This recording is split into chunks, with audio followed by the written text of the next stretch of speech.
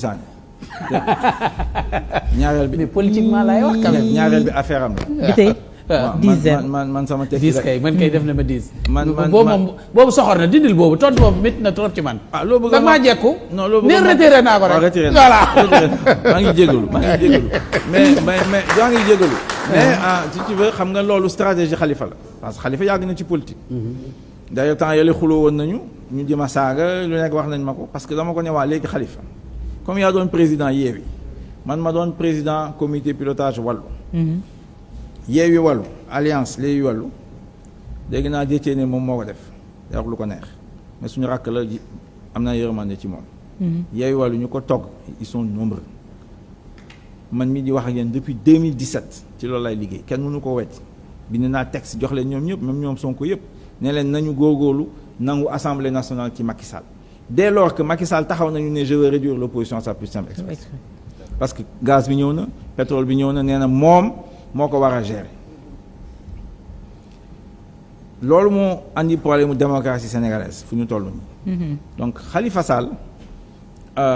ci biir loolu ma laaj ko nag yéen liste titulaire Yewwi lu tax mu daanu xanaa ka am naa sañ-sañ laaj ko publiquement. Parce que nag comme dit l'archevêque de Dakar góor jigéen jigéen góor c'est pas la mer à boire n'est-ce pas yàgg nañ ko def yàgg nañ ci lu tax mu daanu mu ñu ma tontu ba léegi ay saaga lañ may tontu mais c'est parce que yaakaar na y a un problème te loolu deuxième dialogue bi troisième dialogue bi wane na ko mi ngi jógee ci deuxième dialogue bi ñoom Macky daf ko organiser woon pour daax élection locale yi génnee ci parrainage absorbé Idrissa Seck ak ñu ko wóoroon ils avaient créé une grande coalition il y avait Idrissa Gakou Khalifa Bougane ak Madické ñoom ñëpp ñu ngi woon ci biir à l'époque après la présidentielle xaw ma ndax Bougane mi ngi ci woon mais Madické mi ñoom ñëpp ñoo demoon di négocier ak Macky Sall man xam naa ko parce que j'étais le coordonnateur du Front national de résistance bind naa ne Macky Sall dafa am 5e colonne dans l'opposition bind naa ko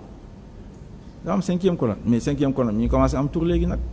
ñu ngi koy gis. ah mais yow tey jii est-ce que di nga ci génnee sa bopp yow mi coordonné woon Wallu tey Wallu gis nañ seen taxawaay également fu ñu waxee Khalifa wax fa Wallu. c'est différent. où se situe la différence. tey jii waaw laaj ma ko c'est différent parce que différence bi mooy au niveau de kii nu mu tuddati PDS ñoom nee nañu Khalifa amul Karim amul problème mu liste électorale ñoom loolu la ñu mooy seen position bind nañ ko wax nañu nee nañu problème bu ñu am mooy révision procès Karim Wade. loolu la ñu wax man laaj leen parce que man ànd naaw la lay def laaj naa leen ma ne leen yéen dem ngeen ci troisième dialogue bi man dewuma waxtaan nañ ci ma ne dewuma parce que ma ne leen yéen da ngeen di nas seen yëf ba pare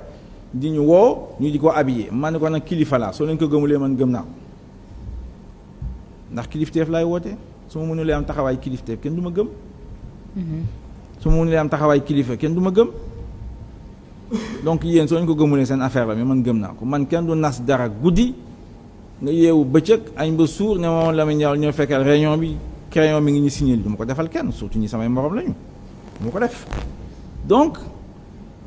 donc loolu laa wax waa PDS je sais pas ce que vous avez négocié là-bas moi je pars pas je vous suis je vais regarder maa ngi leen di suivre bu ñu paree ma ne leen mais yéen loo leen waxoon Karim wax ko ma dégg mooy ne ma dafa bëgg révision procès léegi yéen yii loo leen loo leen adopté nii en quoi ça fait avancer la révision du procès de Karim Wade en quoi wax leen ma ko on a dissous la CREI oui ñëpp àndoon nañ ci parce que CREI yi ñoom Alioune Tine dañ doon wax ne amul nu ñu koy waxatee amul objectivité waaw dafa amul recours ak yooyu et cetera et puis c'est pas reconnu mondialement ñun ñii sax biir Benno Siggil Sénégal quand on faisait notre programme ak Macky Sall on n'a jamais parlé de CREI ak jamais CREI c'est venu quand Macky est arrivé au pouvoir ok on n'a jamais discuté de ça pourquoi mu andi ko musuma ko laaj mais andi na ko à l'époque nous on était dubitatif ànduñu ci et cetera on a suivi léegi ma wax leen ma laajte waa PDS lu tax est-ce que la dissolution de la CREI va favoriser la révision du procès de Karim laaj naa leen ko tontooguñ ma donc pour wax ne c'est pas la même chose mais di wax rek ne on suit la situation donc Sénégal dina am élection lu ñu teg Sonko c'est pas normal en une tey en une mais au sein de F24 naka ngeen koy xeexee fi mu nekk nii F24 bon pour l'instant dañoo xaw a jaxasoo il faut le reconnaître parce que F24 dafa taxawoon ñu ngi doon xaar Macky Sall ci bopp koñ bi mu ne 3e mandat da koy def donc ñu ñëpp loolu lañ doon xaar Macky a fait une guerre en mouvement mu mbas ñu ne moom bokkul foofu mu ngi xaar feneen guerre en mouvement du guerre de position ñëpp lay waxal waa PASTEF waa F24 est-ce que tey vous pouvez parler de PASTEF comme que nee na dissoudre na ko waxuma wax PASTEF dama lay laaj yow dama koy wax ñoom ñu ngi fi ils ont des députés à l'Assemblée nationale ils ont des maires ñu ngi fi c'est des maires PASTEF non des militants c'est pas parce que Antoine Diome yeewu na suba ne dama leen di dissoudre na dissoudre APR loi sur les partis politiques suñ ko appliqué APR dañ koy dissoudre parce que ñuy respecter la loi fii ci parti politique su amee benn nga jël teg peut-être PASTEF dégg naa ils font des rapports réguliers yéen les autres est-ce qu'ils le font duñ ko def seen yëfu tàppale nañ ko bàyyi donc man je considère que il faut faire une guerre en mouvement. En quoi faisant? non xam nga lu ma la wax fii soo nekk guerre xam nga guerre moom. doo waxee say aar. yow tamit sinon gars yi ku mel ni Macky Sall soo ko waxee mu ngi jógee Macky en plus il aura des forces pour nous. yow Macky Sall jaaxal na la de. pour ñu liquider dañoo gëm Macky loolu noo ci loolu nañu yare mais li ma may y a deux sujets yu ma bëgg a dugg rek. donc la may wax noonu c'est important ñu ngi may déglu. guerre dafa am ay batailles xam nga objectif mooy nga gagner sa guerre mais ci biir guerre dafa am ay batailles dafa am ay stratégie ak ay moyens déployés. ñu ngi doon xaar Macky Sall fii. loolu moo déstabiliser F24 soo gisee même en ce moment xamuñ lu ñuy def loolu moo tax. parce que ñu ngi ko doon xaar ci loolu. mu génn ci loolu léegi ci lan lañu war a jublu moo leeragul seen bopp ñu ngi ciy réfléchir ñun ñëpp mais xam naa ne il faut que loolu laa leen wax nee nañ dañu war a def une guerre en mouvement réfléchir stratégiquement ñun am nañu suñu idée su ñoree ba ñoom ñu bëgg ñoo déglu ñu waxtaan ak ñoom parce que nag yàgg nañ ci maa coordonné woon Front national de résistance. toutes les coalitions au Sénégal depuis 2009 bokk nañ ci parce que dañoo bëgg a pousse démocratie lu ñu bëggoon am mooy 2 mandats président na fi jóge léegi nag la seconde étape moo tax ma bëgg a nekk vraiment 2024 diminuer les pouvoirs du président te président dafa war a nekk justiciable nga président de la République dama koy appliquer sam bopp on va modifier la constitution haute trahison ñu wax mooy lan mu leer nañ soo nekkee président tu peux plus faire ce que tu veux loolu su amee ministre yi dinañu régler aux fonctionnaires yi dinañu régler dëkk bi dina commencer régler su boobaa di ngeen gis Sénégal na jëm kanam parce qu'il y a beaucoup de talents comme ñoom Oumar ak yooyu il faut les libérer te ñun ñoo leen war a libérer. D'accord ñu ñëw rapidement ci li mu wax ci wàllu koom bi gis nañu ne on a beaucoup de richesse tey jii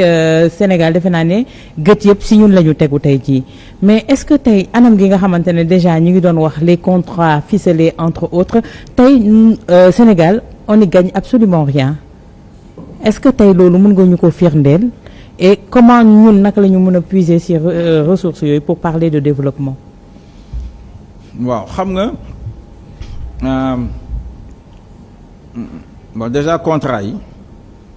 moo tax mu wax leen ne il faut qu'on encadre les pouvoirs du président dans le domaine au moins des ressources naturelles parce que mooy enjeu mondial.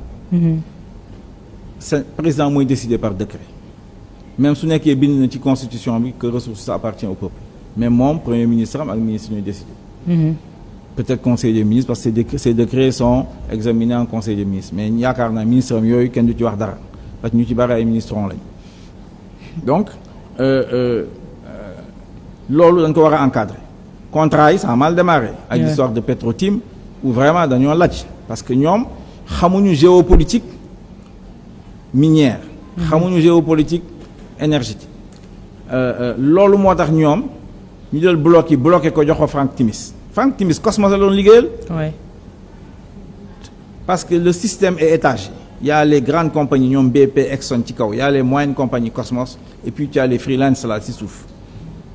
noonu nañuy liggéey loolu foog nga comprendre ko nit ki su la tiimee da nga war a xam fu mu bokk c'est ça d'abord le travail du ministère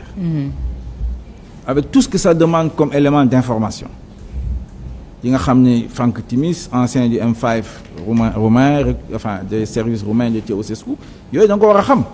récupéré par si ñii lay liggéeyal fii la jaar donc war nga xam moom su ñëwee di la wax ne jox ma bloc bi soo ma ko joxulee damay dem Gambie dina am bloc te Gambie su la jëkkee am pétrole ak yooyu su boobaa y aura des problèmes di la tiital yooyu mën nga koo dax ci situation yooyu la Franck Timis duggee fii ci Sénégal dugg fi commencé di négocier avec le régime de Wade alors que Tuloy moo doon liggéey sur ces blocs depuis des années. Macky jël pouvoir bi dàq Tuloy te xamoon na ko Macky jël Franck Timis Cosmos ñoom Alioune Sall pousse leen ñu dem donc ça crée déjà un problème au départ. Nous on a contesté dem nañu sax en justice j'ai même porté plainte sur cette affaire-là donc xam nga loolu c'est un problème géostratégique. ñaareel bi Macky mu dem ñu am pétrole Kayar gaz Kayar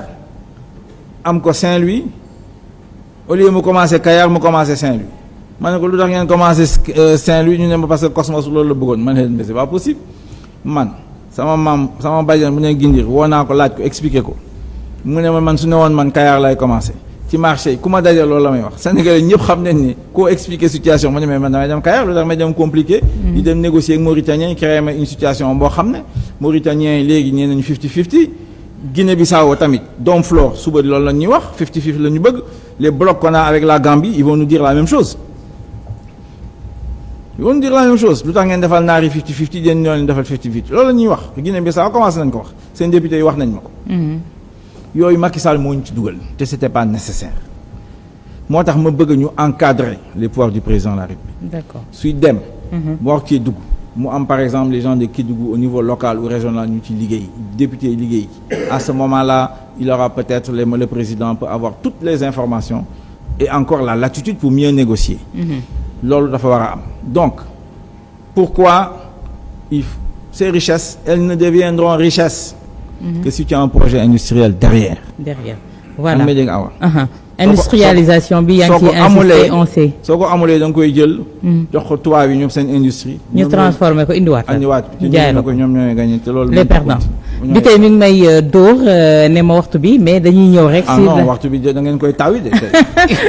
sur la situation au Niger fi mu nekk nii ak posture déjà CEDEAO également gis nañu ñu delluwaat ginnaaw ci yenn dogal yeeg yi ni mel tey naka ñu ngi koy analyser. man daal sama chef au CEDEAO yooyu man jaaxal nañu c'est-à-dire mënoo joxe nit ultimatum. que tu n'es pas prêt. Non est-ce que prêt wuñu woon amul lu leen deltuloo ginnaaw. En tout cas pare wuñu woon kon parce que su amee am na lu lay delloo ginnaaw c'est que parewuloo. Ah oui c'est clair moi j'aime bien l'armée ma nekkee xale yooyu rek laa doon toppatoo sama baay moo bañ sax man ak ñoom général kii Patra que la ne Ablaye Traoré am na benn camp bu ñu ko tuddee fi Dakar sama xaritu papa ñoo doon ànd ñoom ñoo bañ ma dem defi école militaire. Mais pendant toute une partie de ma jeunesse loolu rek laa doon jàng ñoom Patton ñoom Eisenhower ñoom Dukov ak yooyu man jàpp naa ne CEDEAO foofu def na erreur parce que crédibilité am. day entrer en jeu. waaw parce que xam nga mais est-ce que perdre ñu seen crédibilité bu yàgg CEDEAO. xam nga waaw moi je pense waruñu woon jël position boobu. Dès lors que accepté nañ ko pour Burkina Faso c'est un président élu. ci biir mandat am ñu daaneel ko par un coup d'état militaire. CEDEAO wax ci dara. Ici aussi c'est la même situation donc c'est difficile de faire 2 poids 2 mesures pour CEDEAO maintenant nag changement anticonstitutionnel coup d'état yi franchement waroon nañu dépasser loolu. Mais la posture adoptée par le Sénégal également. Posture adoptée par le Sénégal ban posture la. dégg naa sa taal ne de yow yónnee ay troupes. waaw mais moom kenn moo ci ànd.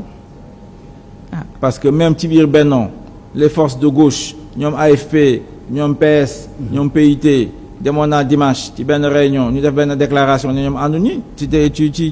intervention militaire. mais Aïssata du jël décision boo xam te ne waxtaanu ci ak président de la République. Normalement. C'est un ministère de souveraineté et le ministre des Affaires étrangères il doit être toujours en phase. avec le président de la République. Mais bon dans ces moments-là de cacophonie xam nga ñoom xamante lu ñu tal foofu ñuy jaaxle Benno Bokk Yaakaar je peux pas dire que Macky àndi na ci moo ci wax dara mun na am àndi na ci wala àndu ci de toute façon c'est pas une bonne position sénégalais ànduñu ci les peuples de l'Afrique de l'Ouest ànduñu ci fu ñu toll nii comme lu ñu nangul Doumbia